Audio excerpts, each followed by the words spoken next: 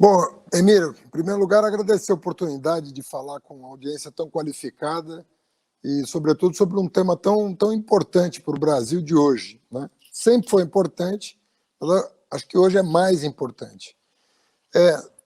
Eu, como você, eu sou professor universitário. Eu me preparei para ser professor, para dar aula, para fazer minhas pesquisas, para escrever meus livros, meus papers, meus capítulos de livros e assim por diante.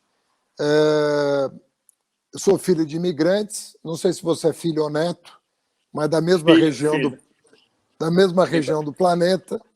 E quando a gente chega num lugar, quando os meus pais vieram para o Brasil, meu pai veio para o Brasil, meus tios vieram para o Brasil, sabiam que isso aqui era um projeto em construção, em andamento.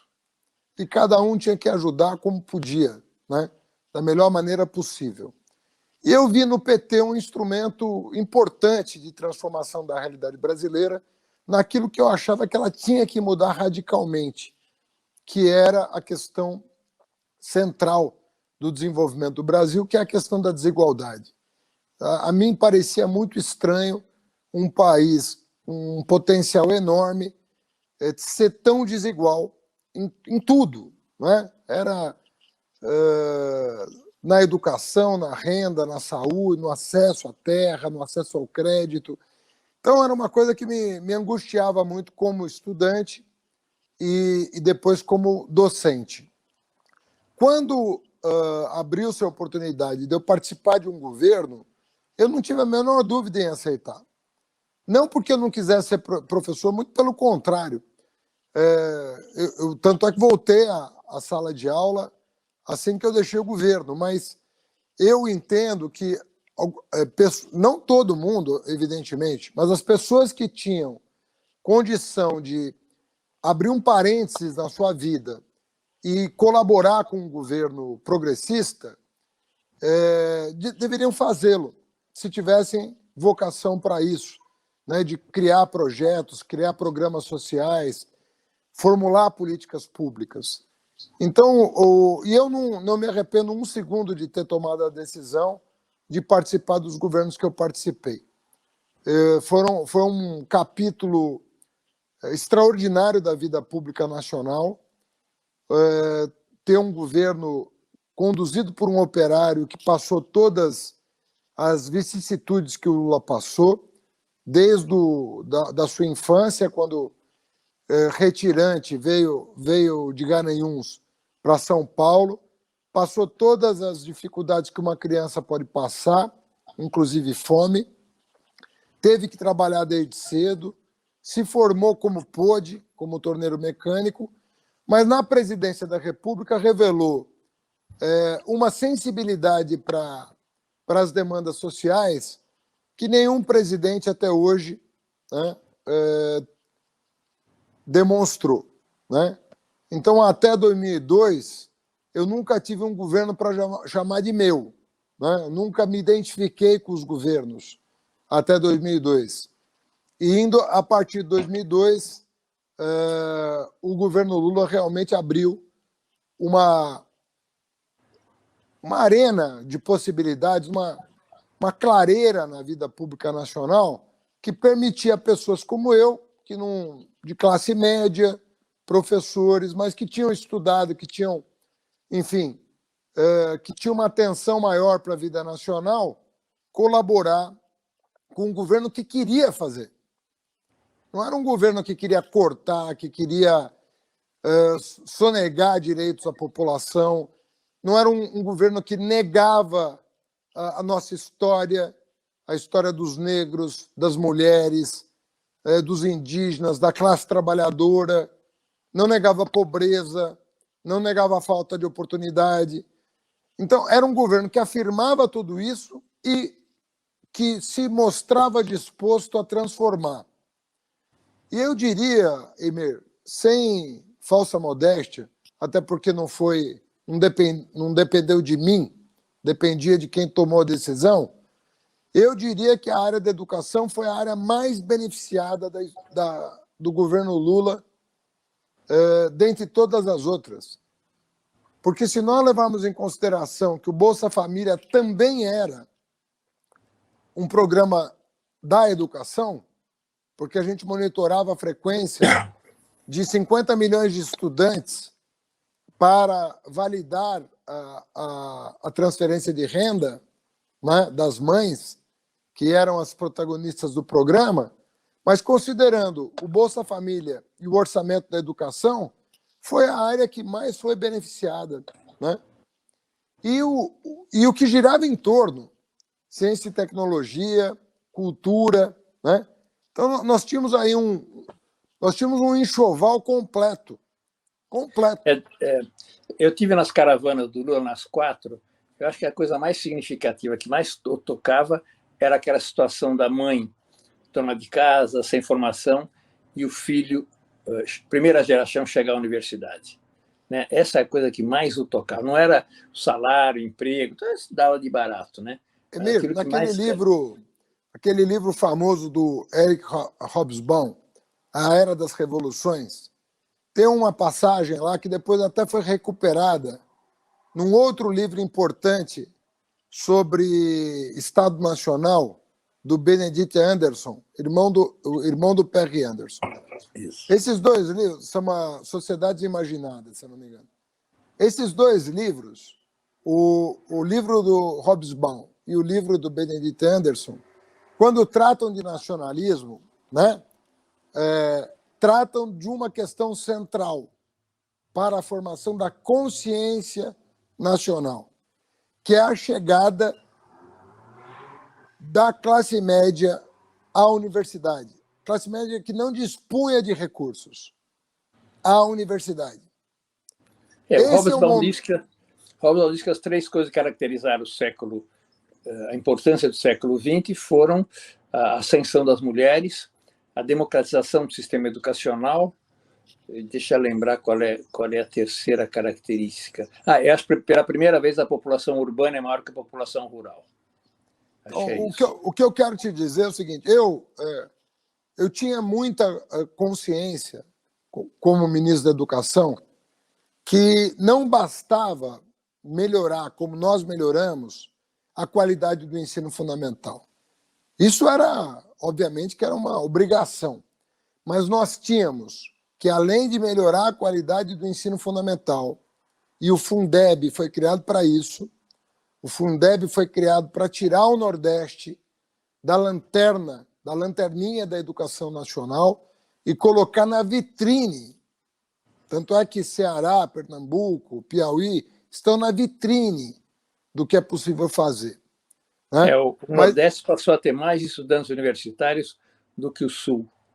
Então, para você ver, nós achamos isso, que além do Fundeb, do Piso Nacional do Magistério, que enfrentava cabalmente os problemas do ensino fundamental, nós tínhamos que abrir a porta da universidade para os pobres, para o filho do trabalhador.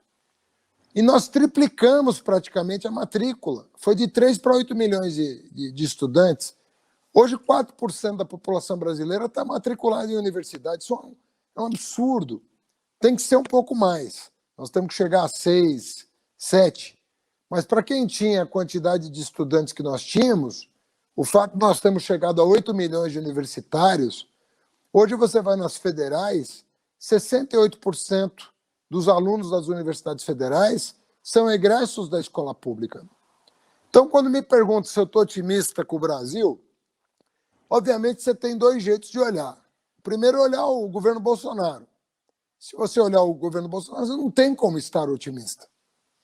Não há possibilidade de alguém com juízo olhar para o governo Bolsonaro, olhar para a cultura, para a educação, ciência e tecnologia, saúde, relações exteriores, direitos humanos, e estar otimista. Meio ambiente. Mas, por outro lado, se você olhar o que foi plantado durante o governo Lula e que vai ser colhido, inevitavelmente vai ser colhido, eu tenho uma grande esperança que essa geração que chegou à universidade, pela primeira vez tem um diploma na mão, essa geração vai fazer uma grande diferença no futuro próximo, não é daqui 20, 30 anos. É na próxima década, nessa década agora que nós vamos entrar. O Lula tem essa ideia, Lula tem essa ideia, você tem retrocessos, perde o emprego, perde o salário, mas que a educação fica, né? Nós teremos grandes surpresas nos anos 20. Nós teremos grandes surpresas políticas. Vão surgir lideranças no país inteiro, lideranças negras, mulheres negras, vão surgir intelectuais das camadas de renda baixa, pensadores, vão surgir paradigmas de abordagem da história nacional, paradigmas científicos nas ciências humanas, inteiramente novos, a partir dessa abertura que foi proporcionada pela grande expansão da educação durante o governo Lula e Dilma. Então, eu tenho muita confiança de que nós vamos ter grandes novidades no futuro próximo. Nesse processo de democratização da educação, qual o papel de cada programa? Política de cotas, FIES, Enem, que função, que papel tiveram cada um deles? Olha, nós pensamos em três questões mais estruturantes, né? A educação básica, e aí os programas de educação básica são conhecidos, né?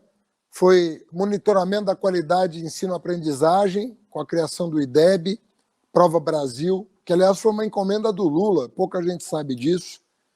Ele queria que as crianças fossem avaliadas para que os pais pudessem acompanhar os seus filhos.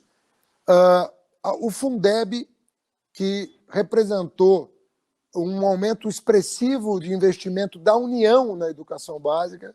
A União sempre se furtou a investir na educação básica, dizia que era uma atribuição de governadores e prefeitos.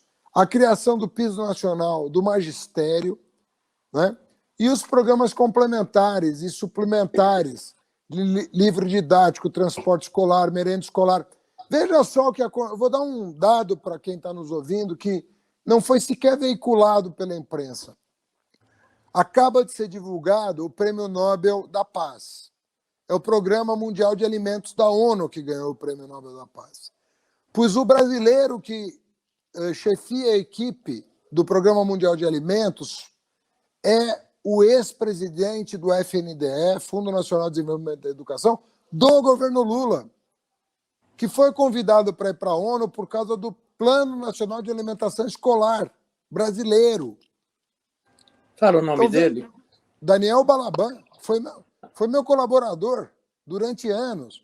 Se você colocar Daniel Balaban no Google de hoje e botar notícias, ele está dando entrevista para todos os veículos de comunicação que estão celebrando o Prêmio Nobel da Paz, do qual ele é representante. E ninguém diz que ele era o presidente do FNDE durante todo o meu período à frente do Ministério da Educação.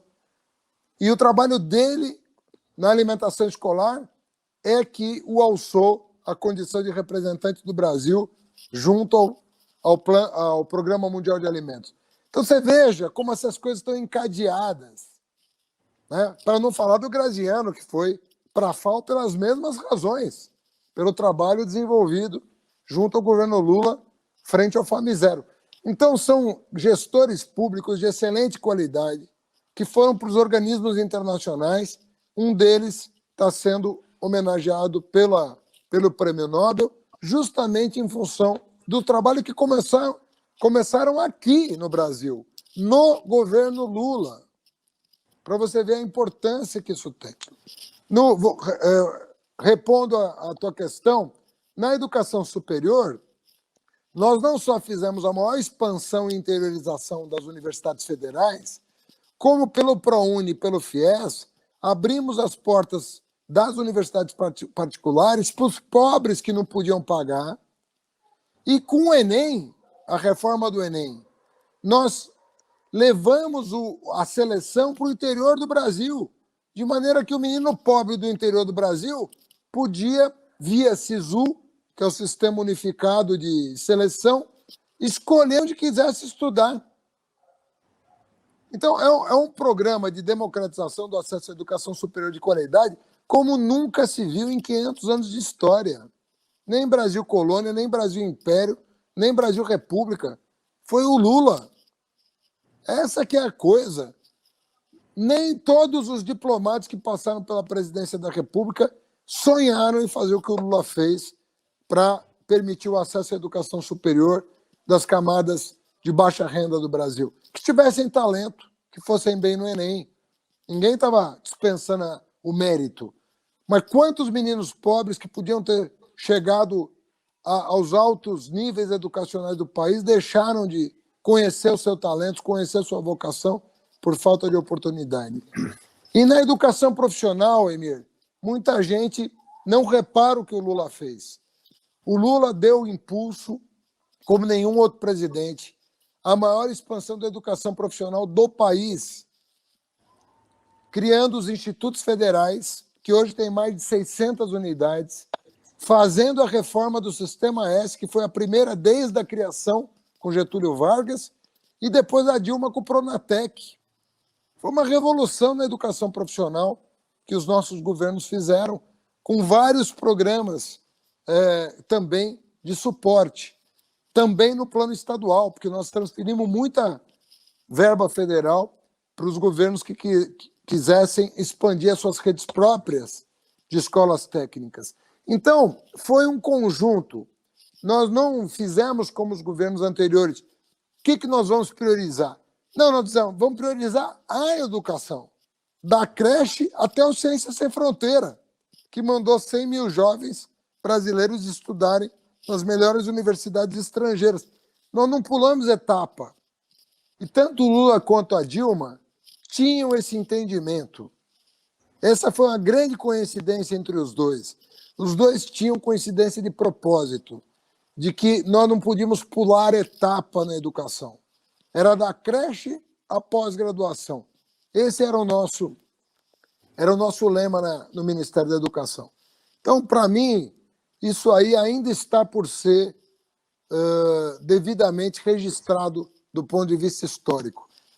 A grande transformação que foi os governos petistas para a história da educação.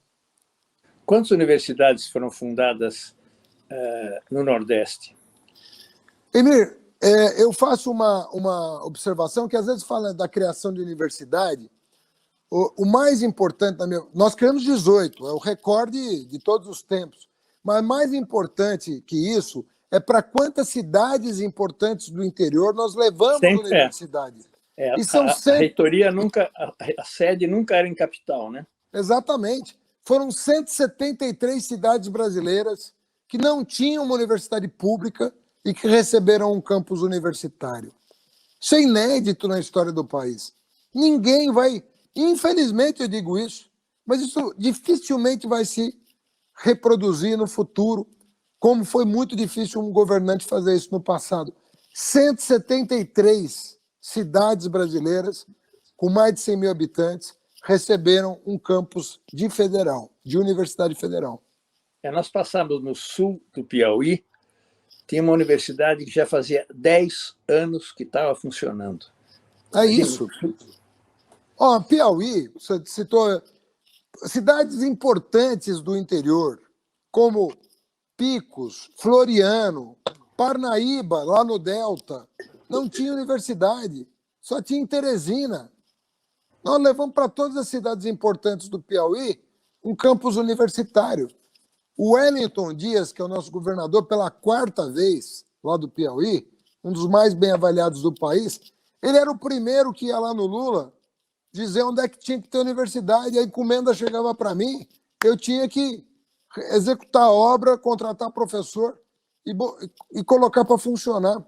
Isso vale para todos os estados brasileiros. Nenhum ficou desassistido. Se você citar qualquer estado brasileiro, eu vou te dizer as cidades que foram contempladas. Não porque havia lobby político por ela, não, é porque elas tinham muito jovem talentoso que não conseguiam estudar, não conseguiam fazer um curso superior. Então foi realmente uma coisa muito abrangente. As cidades menores que não tinham densidade populacional para ter um campus de federal, nós levamos o campus do Instituto Federal, que era uma unidade menor, também com cursos superiores, mas mais voltado para o ensino médio de qualidade. Só para você ter uma ideia, o ensino médio oferecido pela rede federal é considerado um dos melhores do mundo. do mundo. Tem um dos mais altos PISA do mundo. E são jovens brasileiros no interior do país que estão estudando nessas unidades. Então, realmente foi uma coisa grande. Realmente foi uma coisa inédita. E o Bolsonaro não consegue destruir. Ele tenta, mas a reação é tão... Você veja que mesmo o Dória foi tentar aqui aprontar com as universidades públicas do Estado, não consegue, porque a força da educação ela se transformou em uma força político-social invencível, eu diria. Esses governos, o mais fascista, o mais extremista, não vai conseguir destruir o legado do Lula e da Dilma na educação. Não conseguirão.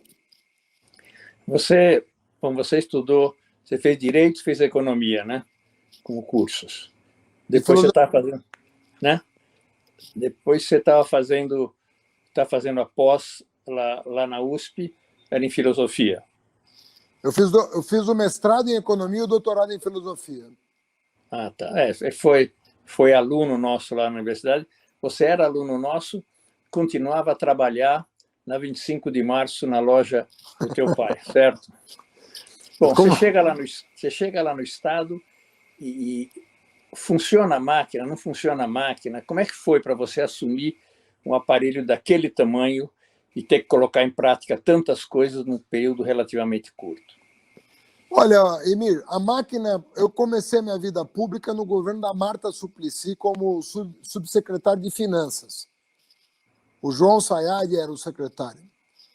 E, felizmente, eu comecei a trabalhar primeiro numa equipe muito boa, que tinha João Sayad, Leda Paulani, Luiz Fernando Massoneto, gente de primeira linha, Úrsula Pérez e assim por diante. Segundo lugar, que a máquina de São Paulo é muito boa. A máquina pública de São Paulo tinha profissionais altamente qualificados e muito pouco aproveitados. Então, nós aproveitamos grandes profissionais que estavam na máquina, que se tornaram grandes amigos. E no MEC, aí nós contamos com carreiras estruturadas do Estado. O MEC mesmo não era uma área estruturada, mas havia carreiras que tinham sido estruturadas.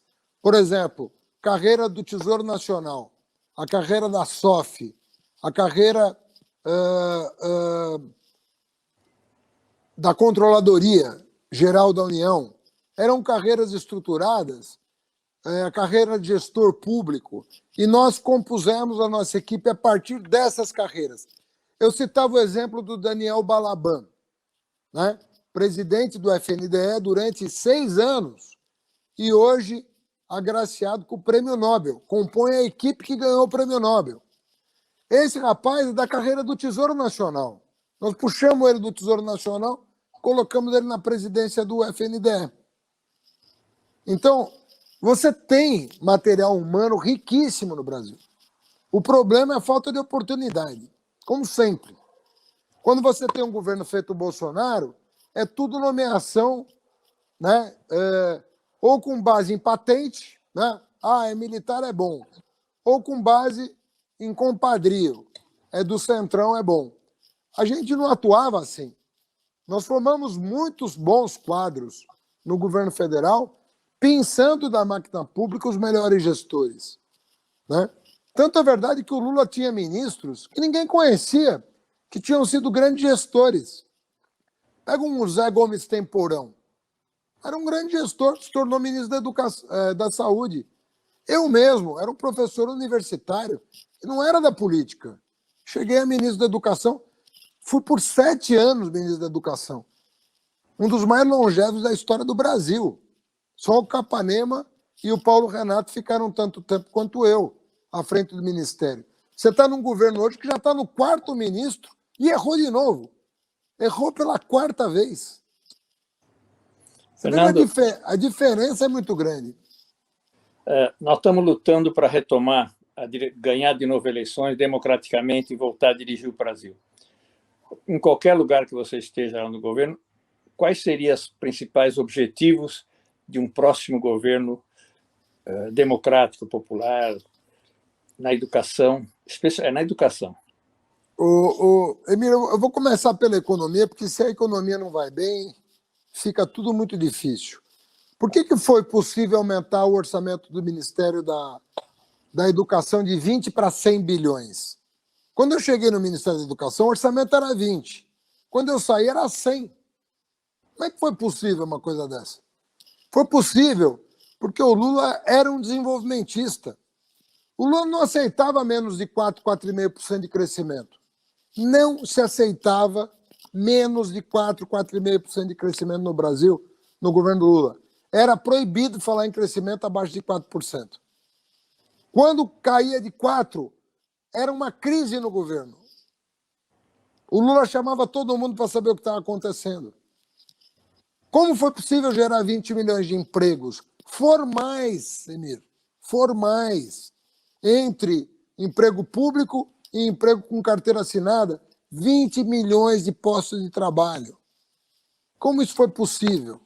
A média de crescimento anual dos nossos governos, mais de quase 4,5% ao ano, de média. Isso com crise de 2008 e tudo.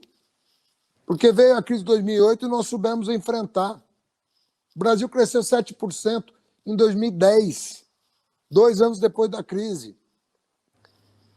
Ou seja, funcionava o governo.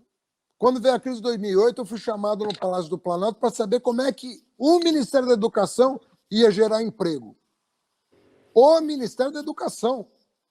Eles queriam saber como nós íamos fazer para acelerar a obra do Reúne, para acelerar a obra do Instituto Federal, para comprar ônibus escolar para substituir os pau de arara, para comprar uniforme, mobiliário escolar, livro. O que nós íamos fazer para gerar emprego no MEC? Não foi chamado para cortar recursos da educação porque a economia estava... O contrário. O mundo caindo aos pedaços e o Brasil com 400 bilhões de dólares em caixa, querendo enfrentar a crise e dizendo não vai chegar o desemprego aqui. Era esse o negócio. Agora, eu acho, Emir, que as condições internacionais pioraram muito de lá para cá. O mundo está numa crise. Não é brincadeira o que o mundo está vivendo. Contudo, existem receitas que dão certo, mesmo no mundo em crise. E nós teremos que fazer reformas mais profundas do que nós já fizemos. Nós vamos ter que fazer uma reforma bancária para valer. Nós vamos ter que fazer uma reforma tributária para valer. Nós vamos ter que taxar as grandes fortunas, a riqueza absurda, que foi gerada, inclusive, no meio da pandemia. Muita gente se aproveitou da pandemia para enriquecer. Então, nós vamos ter que mudar o padrão de cobrança de tributo no Brasil. O pobre tem que pagar um pouco menos, o rico vai ter que pagar um pouco mais. O sistema bancário vai ter que entrar nos eixos para fomentar o empreendedorismo, o cooperativismo, o empreendedor individual. Ele vai ter que ter acesso... Você propõe isenção de imposto até que nível de renda na campanha? Até 5 salários mínimos. Nós vamos ter que retomar os setores estratégicos. Não vai ter jeito de deixar a Petrobras... Eles estão depenando a Petrobras, Emir. Depenando a Petrobras. Agora chegou a vez das refinarias. Não existe país soberano sem soberania energética. Soberania energética é tudo.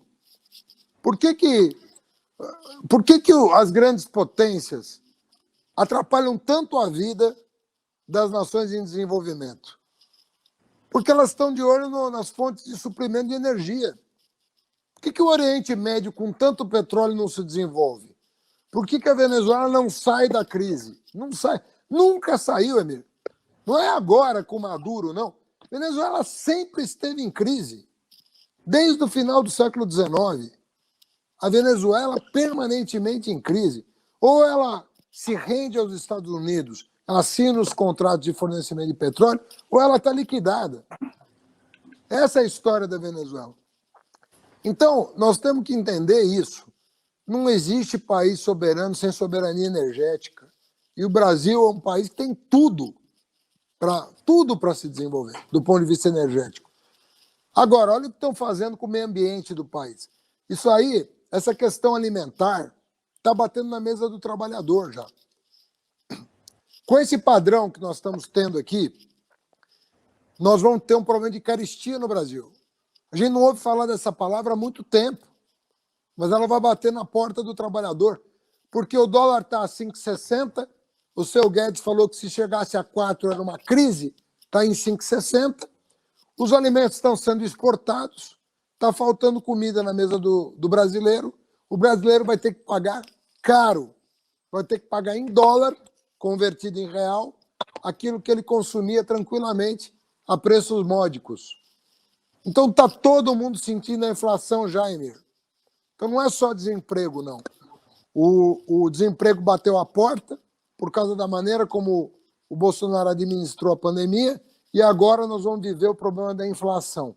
Esse mês nós tivemos a maior inflação para o mês de setembro da história. Desde o Teve um analista econômico de televisão que dizia: se o Haddad ganhar, o dólar vai chegar a 5. Esses caras não entendem nada, Emir.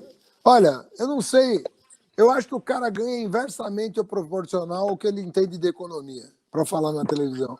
Devem ganhar porque muito. Eles não acertam uma previsão. Eu escrevo muito sobre economia. Pega uma previsão errada que eu tenha feito desde que eu me formei. Eu escrevo desde os anos 90 sobre economia. Pois eles insistem em dizer que são eles que entendem de economia. Nunca previram nada que tenha dado certo. Nada, nada, nada. Ah, vamos fazer tal reforma que o Brasil vai crescer 5. Vamos fazer tal reforma que o Brasil vai crescer 7. Vamos fazer tal reforma que vai gerar não sei quantos milhões de emprego. Sabe qual é o problema? A imprensa não cobra os próprios analistas as previsões que eles fizeram. Porque como são analistas... O teto de gastos é um princípio fundamental. Não, a pinguela do Temer. Até hoje a pinguela do Temer é a única coisa que está na mesa, é a pinguela do Temer. O governo do PT fizeram crescer a economia, distribuíram renda, criaram emprego, sem inflação, sem precisar do teto de gastos e obedecendo o equilíbrio. Esses caras eram contra as reservas cambiais. Foi o que salvou o Brasil em 2008 e 2020, foram as reservas cambiais. Eles eram contra o Lula acumulando dólar e eles contra, dizendo que era caro. E o Lula falava, caro é eu ficar sem um colchão de proteção, porque quando vem a crise, quem é que paga por ela? O Lula, né, com a sua 4ª série primária, sabe muito mais economia do que esses caras. Muito mais. Não errou uma. E deixou o governo com 7,5% de crescimento. Quem é que sabe mais economia? Eles. Então, veja só. Sabe, eu não estou desprezando diploma, não, porque eu tenho 3. Mas eu estou dizendo que você tem que ter abertura para aprender. Você tem que ter abertura. E o Lula, a grande inteligência dele é que ele sempre, você sabe disso, ele conviveu com as maiores cabeças desse país, de todas as áreas, da filosofia, da geografia, da segurança alimentar, conviveu com as maiores cabeças e se colocava como um cara que escutava, aprendia, simulava, questionava, sempre muito questionador, mas uma esponja para aprender as coisas. Então, um governante pode ser um homem do povo, não há um problema nisso, desde que ele tenha a inteligência e humildade para aprender as coisas. E o Lula sempre teve muita humildade para aprender tudo, era uma esponja. Ele ficava conversando o dia inteiro, rodando esse país o dia inteiro para aprender as coisas. Então, quando ele tomava uma decisão... A gente pensa antes de falar e depois fala besteira. O Lula pensa enquanto está conversando, né? Durante a conversa ele está amadurecendo, chega no final da conversa ele é uma pessoa realmente muito acima da média. Uma capacidade de aprendizado que eu raramente vi em alguém e com resolutividade, né? Porque ele aprendia e tomava decisão. Então eu acho que realmente foi o melhor governo. E aí, inclusive, se perguntar para os brasileiros qual foi o maior governante da história do país, continua sendo ele e será por muito tempo. Então, você acha que na área de educação, colocando em ordem a economia, quais os objetivos maiores que se deveriam ter? Nós temos que retomar o Plano de Desenvolvimento da Educação, que foi lançado em 2007 e que está consubstanciado em lei, chamada Plano Nacional de Educação. Nós temos um plano. É que nem a imprensa cobra o cumprimento da lei, que foi aprovada e sancionada durante o governo Dilma. Foi encaminhado pelo Lula, o Plano Nacional de Educação, foi sancionado sem vetos pela Dilma, aprovado por unanimidade no Congresso Nacional, e ninguém cobra o governo pelo cumprimento das metas do plano. Simplesmente ninguém cobra. Tá, Dado, eu acho que está muito boa a transmissão da tua... Você quer acrescentar alguma outra coisa sobre como é que é o Brasil visto lá de Brasília? Olha, depende do governo. A gente não ficava lá. A gente não parava lá. Eu conheci o Brasil a partir do meu trabalho em Brasília, porque eu não ficava lá. Eu estava na rua o tempo todo, inaugurando obra, enterrando pedra fundamental, reunindo com a comunidade que queria uma unidade federal lá, reunindo com professores, reunindo com estudantes, debatendo os programas para convencer as universidades, porque tudo era por adesão. Então, nós não fazíamos nada de cima para baixo, era tudo por adesão. Então, eu tinha que rodar o Brasil para ganhar corações e mentes para os programas do MEC. Tivemos 100% em tudo de adesão. Tudo! Não teve um prefeito desse país que não assinou o Plano de Desenvolvimento da Educação. Não teve um governador desse país. Não teve um reitor desse país que não assinou o Plano de Desenvolvimento da Educação. Então, nós não ficávamos... Brasília era o nosso quartel-general, mas nós estávamos na rua, ouvindo, aprendendo, dialogando, convencendo. Por isso que a aprovação chegou a 80%. Tá bom, Haddad.